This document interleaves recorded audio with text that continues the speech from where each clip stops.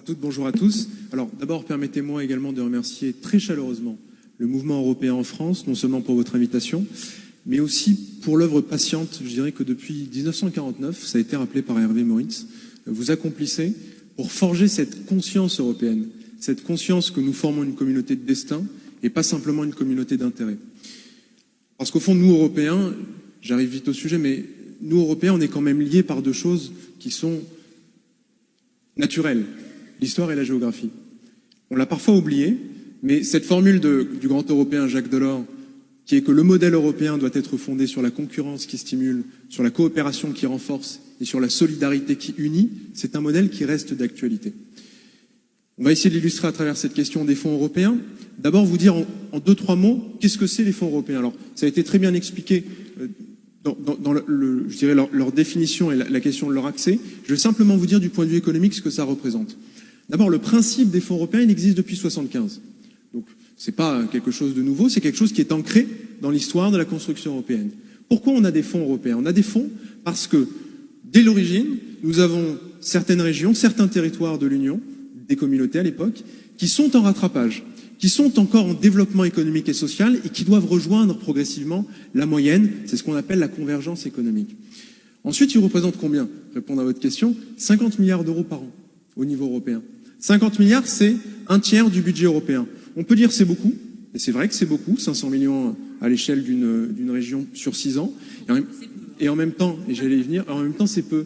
C'est peu quand on regarde les défis auxquels on doit faire face. Alors pour la France, sur la période 2014-2020, c'est 16 milliards d'euros pour l'ensemble des fonds structurels.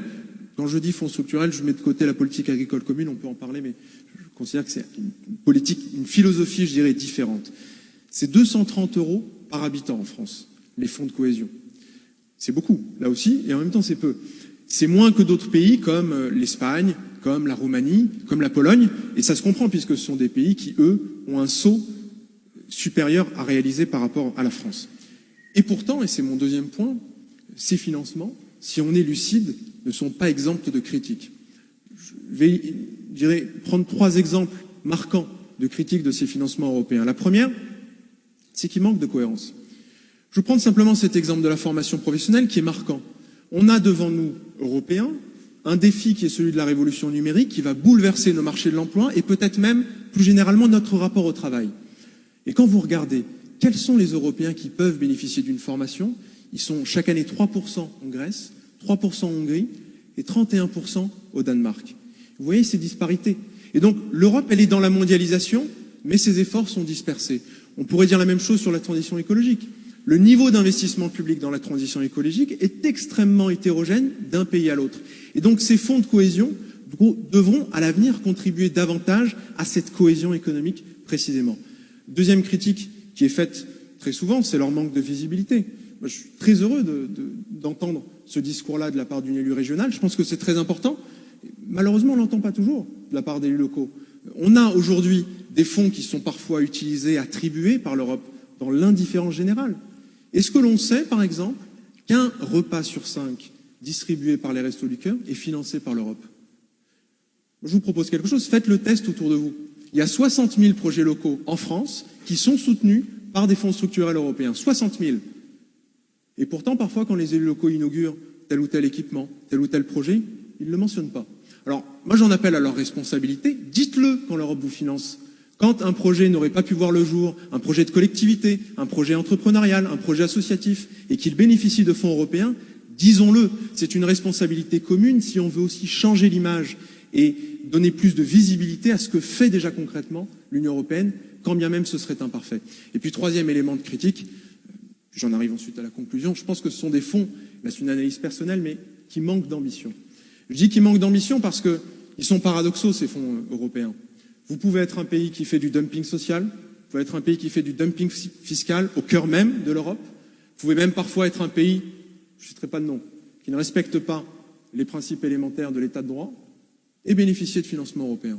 Il y a quelque chose là qui est paradoxal. Et donc si nous voulons construire cette Europe plus unie, plus démocratique, plus souveraine, qu'on appelle chacune et chacun de nos vœux, il faudra, en tout cas c'est une proposition qu'on met sur la table, il faudra conditionner l'accès au financement européen à un véritable agenda de convergence économique, sociale et démocratique. J'en conclus en quelques mots. pour vous dire que ma conviction, c'est que si nous ne réformons pas cette politique de cohésion européenne, et plus généralement, si nous ne refondons pas notre Europe, le prix de l'inefficacité collective, le prix de l'inaction ou de l'hésitation, ce sera toujours la montée des populismes partout en Europe. Vous m'avez invité à faire une tribune sur le site Euroclick, le site du mouvement européen, une formule qui peut prêter à polémique, mais qui me semble très juste. Notre Europe peut mourir. Regardons-le lucidement, regardons ce qui se passe autour de nous, pas qu'en France. Notre Europe peut mourir. On peut très bien être la génération qui prononcera son éloge funèbre. On peut très bien être la génération qui continuera à danser alors que le navire est en train de chavirer. Moi, je ne veux pas cela. Je veux que nous soyons la génération, et je pense que c'est ce qui motive une grande partie de notre population, une grande partie, y compris de notre jeunesse. Nous devons être la génération qui renoue avec le projet européen, qui trouve dans son histoire, et y compris dans l'exigence de son présent, le courage de la refonder, notamment sur les fonds européens, mais pas seulement.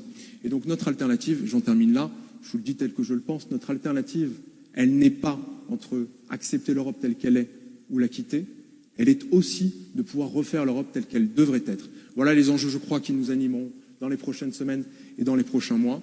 Et merci à nouveau pour votre invitation et pour ce débat. Merci à vous. C'est bien parce que vous avez déjà posé un certain nombre de points dont on pourra débattre.